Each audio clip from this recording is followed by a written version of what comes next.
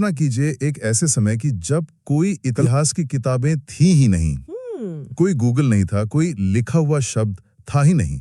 हमारी और आपकी पूरी दुनिया का ज्ञान बस उतना था जितना हमने देखा, सुना या महसूस किया। आज हम इसी दुनिया में उतरने वाले हैं, भारत के उस दौर में जिसे प्रागैतिहासिक काल कहते हैं। हाँ, और हमारे पास जो स्रोत हैं वो कोई किताबें नहीं हैं। हाँ। वो हैं पत्थर के औजार, पुरानी हड्डियां और गुफाओं में बने चित्र जो एक कहानी कहते हैं। बिल्कुल।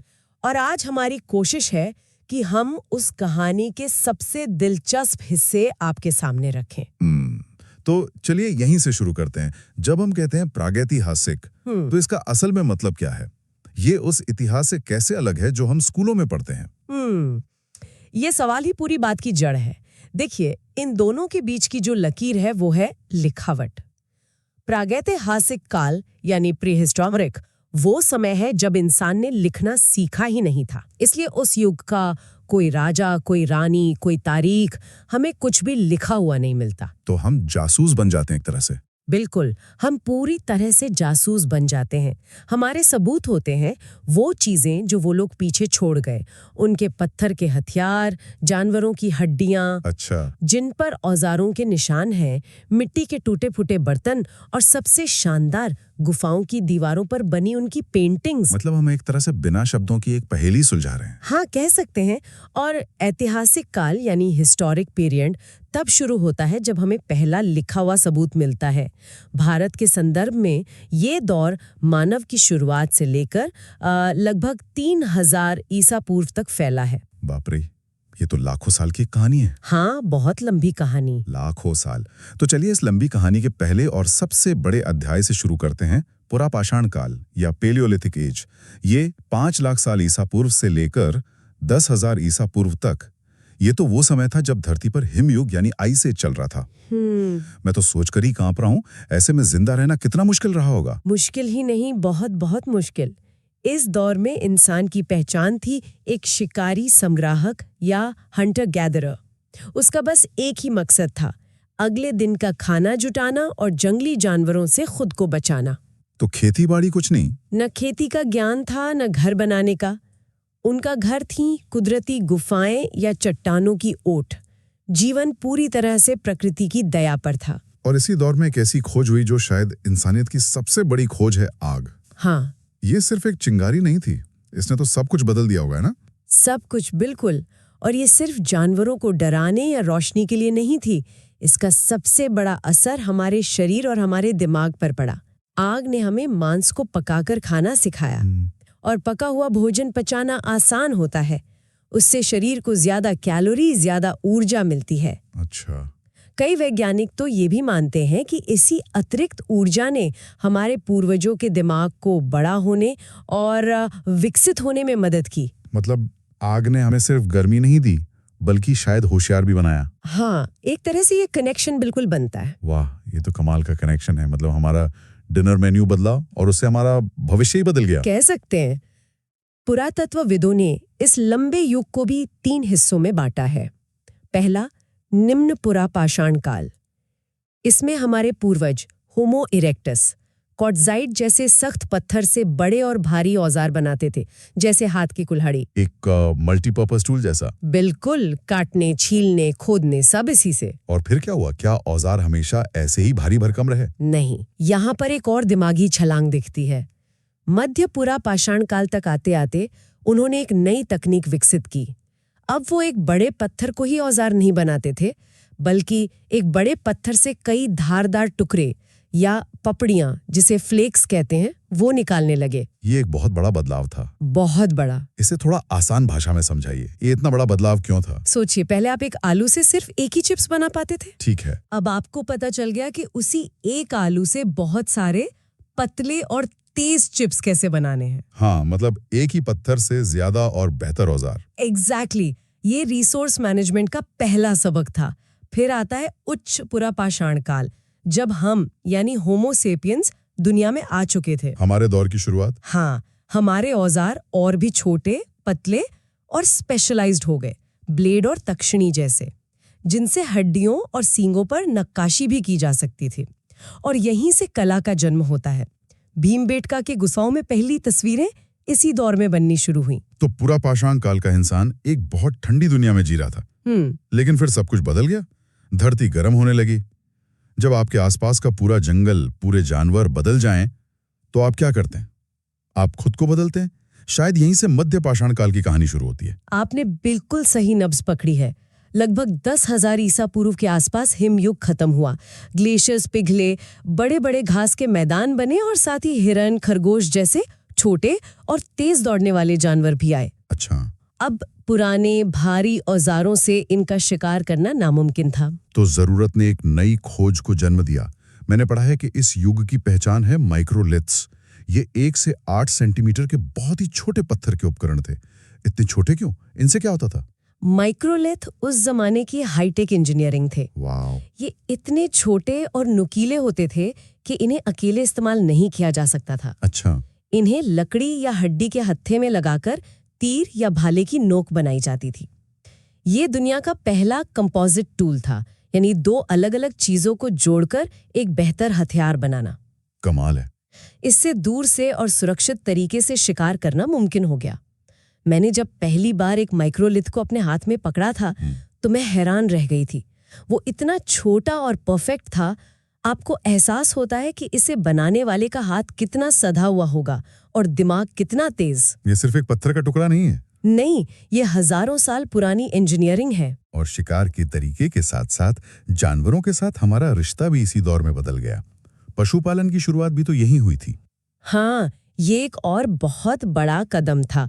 इंसान ने समझा कि जानवरों को मारने की बजाय अगर उन्हें पाला जाए तो उनसे लगातार दूध, ऊन और मांस मिल सकता है। मतलब एक स्थायी सोर्स। हाँ, सबसे पहले कुत्ते को पालतू बनाया गया जो शिकार में मदद करता था। फिर भेड़ बकरियों को। राजस्थान के बागोर और मध्य प्रदेश के आदमगढ़ जैसी जगहों पर हमें इसके सबसे पुराने सबूत मिलते हैं। तो शिकारी और शिकार का रिश्ता अब पार्टनरशिप में बदल रहा था। बिल्कुल। तो अब हम जानवरों को पालने लगे हैं, लेकिन अभी भी खाने के लिए भटक रहे हैं। अगला बड़ा पड़ाव क्या था?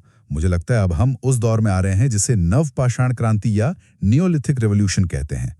क्रांति जैसा क्या था इसमें? क्रांति शब्द यहाँ बिल्कुल सही बैठता है, क्योंकि इसी दौर में इंसान ने इतिहास की सबसे बड़ी छलांग लगाई। वो फूड गैदरर से फूड प्रोड्यूसर बन गया। मतलब? उसने बीजों से पौधे उगाना और खेती करना सीख लिया। गेहूं, जौ, रागी जैसी फसलें उगानी शुरू कर दी। और खेती करने का मतलब है कि आप अब घूम नहीं सकते, आपको अपनी फसल के पास रहना पड़ेगा। बिल्कुल। और इसी मजबूरी ने घुमंतू जीवन का एंड कर दिया। स्थायी जीवन मतलब सेटल्ड लाइफ शुरू हुआ। दुनिया के पहले गांव बसे। लोग मिट्टी और सरकंडे के गोल या आयताकार घर बनाकर रहने लगे। तो अब जिंदगी सिर्फ आज के खाने का जुगाड़ नहीं थी, बल्कि कल के लिए योजना बनाने की थी। सही कहा। और जब आप एक जगह बस जाते हैं तो नई जरूरतें पैदा होती हैं, जैसे उगाई हुई फसल को स्टोर कहाँ करें। यहीं से शायद पहिया और मिट्टी के बर्तन यानी मृदभांड की कहानी शुरू होती है। आपने एकदम सही कनेक्शन जोड़ा है। जब आपके पास अनाज का भंडार होता है, सरप्लस होता है, तो उसे रखने के लिए बर्तन चाहिए। इसी जरूरत ने मिट्टी के बर्तन बनाने की कला को जन्म दी। पहले हाथ से? हाँ, पहले हाथ से, फिर चाक यानी पहिए की मदद से। और पहिए ने सिर्फ बर्तन बनाने में नहीं, बल्कि बाद में सामान ढोने और परिवहन में भी क्रांति ला दी। मतलब एक आविष्कार दूसरे को खींच कर ला रहा था। बिल्कुल ऐसा ही हुआ। ये तो कमाल है। क्या हम भारत में इन पहले गांव की सैर कर सकते हैं? स्रोत में कुछ जगहों का जिक्र है। जरूर। चलिए सबसे पहले चलते हैं मेहरगढ़, जो आज पाकिस्तान के बलूचिस्तान में है। उसे बलूचिस्तान की रोटी की टोकरी भी कहते हैं। अच्छा, यहाँ से हमें भारतीय उपमहाद्वीप में खेती का सबसे पुराना सबूत मिला है, लगभग 7000 ईसा पूर्व का। फिर चलिए कश्मीर की बर्फीली वादियों में बुर्ज होम। यहाँ के लोग ठंड से बचने के लिए जमीन में गड्ढे बनाकर रहते थे, जिन्हें गर्तवास यानी पिट ड्वेलिंग कहते हैं। गड्ढों में घर, ये तो बहुत अनोखा है। और मैंने पढ़ा है कि यहाँ कब्रों में मालिक के साथ उनके कुत्तों को भी दफनाया जाता था। ऐसा क्यों? क्या वो किसी तरह के आफ्टर लाइफ में यकीन करते थे? ये एक बहुत बड़ा सवाल है। शायद वो मानते थे कि उनका वफादार साथी दूसरी दुनिया में भी उनके साथ रहे। ये हमें उनके भावनात्मक और शायद आध्यात्मिक जीवन की एक छोटी सी झलक देता है। दिलचस्प है। इसी तरह उत्तर प्रदेश के कोल्डी हवा से चावल उगाने का और बिहार के चिरान से बड़ी मात्रा में हड्डी के बने औजारों का सबूत मिलता है। ये सब मिलकर हमें उस महान क्रांति की कहानी सुनाते हैं। ठीक है, तो हमने पत्थर पे महारत हासिल कर ली, गांव बसा लिए, खेती शुरू कर दी। अब आगे क्या? कहानी में अगला मोड़ आता है धातु का, ताम्रपाषाण काल या कैलकुलिथिक एज। नाम से ही लगता है कि यहाँ तांबे और पत्थर का कुछ लेना देना है। हाँ, ये वो दौर है जब इंसान ने पहली बार किसी धातु का इस्तेमाल करना सीखा, और वो धातु थी तांबा यानी कॉपर। लेकिन पत्थर को छोड़ा नहीं। नहीं, उन्होंने पत्थर के औजार बनाना छोड़ा नहीं, इसीलिए इसे ताम्रपाषाण यानी तांबा पत्थर युग कहते हैं। एक जरूरी बात यह है कि ये पूरी तरह से एक ग्रामीण संस्कृति थी। हम अक्सर इसे हड़प्पा सभ्यता के साथ जोड़कर कंफ्यूज हो जाते हैं, लेकिन हड़प्पा एक शहरी सभ्यता थी, जबकि ये लोग गांवों में रहते थे। तो ये कोई एक अकेली संस्कृति नहीं थी, मतलब पूरे भारत में एक जैसी? नहीं, और यही बात इसे और दिलचस्प बनाती है। ये भारत के अलग अलग हिस्सों में पनप रहे छोटे छोटे टेक्नोलॉजी हब्स जैसा था। Technology hubs? हाँ, राजस्थान में आहाड़ और बनास नदी के किनारे बसे लोग तांबे के एक्सपर्ट थे। वो खदानों से अयस्क निकालकर उसे गलाने की तकनीक जानते थे। वहीं मध्य प्रदेश की कायथा संस्कृति अपने मजबूत मृद भांडों के लिए जानी जाती थी, और महाराष्ट्र की जोरवे संस्कृति तो और भी आगे थी। वहाँ इनाम गांव जैसी बड़ी किले बंद बस्तियां मिली हैं, जहां शायद कोई सरदार या मुखिया रहता होगा। अरे वाह! ये एक तरह से भारत की पहली क्षेत्रीय विविधता, रीजनल डाइवर्सिटी की झलक थी। ये सब सुनकर दिमाग घूम जाता है। औजारों, बर्तनों और हड्डियों के बीच क्या हमें कुछ ऐसा भी मिला है जिससे हम उनके मन के अंदर झांक सकें? वो क्या सोचते थे, क्या महसूस करते थे? इसके लिए हमें मध्य प्रदेश की भीमबेटका गुफाओं में चलना होगा। ये प्रागैतिहासिक भारत की सबसे बड़ी आर्ट गैलरी है। 1957 में वीएस वाकांकर ने इन गुफाओं को खोजा, और वहां उन्हें जो मिला वो हैरान करने वाला था। हजारों साल पहले बनाए गए शैल चित्र। जब मैं भीमबेटका के बारे में सोचता हूँ तो ये दिमाग चकरा देता है। मतलब आज हम इंस्टाग्राम पर फोटो डालते हैं अपनी कहानी बताने के लिए। हाँ, और वो लोग 10,000 साल पहले एक चट्टान पर वही काम कर रहे थे, वो भी उन रंगों से जो आज तक टिके हुए हैं। ये तो दुनिया का सबसे पुराना सोशल मीडिया है। हा, बहुत बढ़िया एनालॉजी है। और इन चित्रों में उनका पूरा जीवन दिखता है। शिकार के दृश्य हैं जिसमें लोग भाले और तीर कमान लेकर जानवरों के झुंड को घेर रहे हैं। जश्न और समूह में नाचते हुए लोगों के चित्र हैं। हाथी, बाघ, गैंडे जैसे जानवरों की तस्वीरें हैं। तो ये सिर्फ टाइम पास के लिए नहीं था? बिल्कुल नहीं। शायद ये किसी धार्मिक अनुष्ठान का हिस्सा थी, या आने वाली पीढ़ियों को शिकार के तरीके सिखाने का माध्यम, या शायद सिर्फ अपनी कहानी कहने का एक तरीका। तो अगर हम इस पूरी यात्रा को एक साथ देखें, पुरापाषाण के शिकारी से लेकर ताम्रपाषाण के किसान धातुकार तक, ये हमें इंसान के बारे में क्या बताती है? ये हमें मानव के धैर्य, उसकी खोज और अनुकूलन की एक अविश्वसनीय कहानी बताती है। ये दिखाती है कि कैसे इंसान ने सिर्फ जिंदा रहने के लिए संघर्ष नहीं किया, बल्कि हमेशा अपने जीवन को बेहतर बनाने की कोशिश की। सही बात है। उसने औजार बनाए, आग पर काबू पाया, खेती की, गांव बसाए, और फिर धातु का इस्तेमाल सीखा।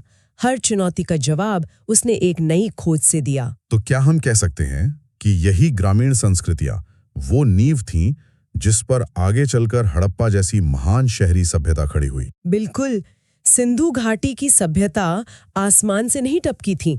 उसकी जड़ें इन्हीं ताम्रपाषाणिक गांवों में थीं।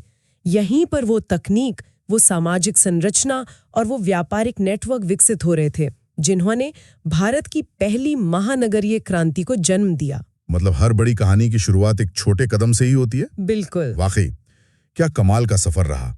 खुरदुरे पत्थर से लेकर धातु तक, और गुफाओं से लेकर किलेबंद गांवों तक। यह हमें याद दिलाता है कि आज हम जहां भी हैं वो हजारों पीढ़ियों की छोटी बड़ी कोशिशों का नतीजा है। और शायद ये सोचने वाली बात है कि आज हम जो कुछ भी बना रहे हैं, चाहे वो टेक्नोलॉजी हो या समाज, वो आने वाली हजारों साल बाद की दुनिया के लिए क्या नींव रख रहा है। एक बेहतरीन सवाल।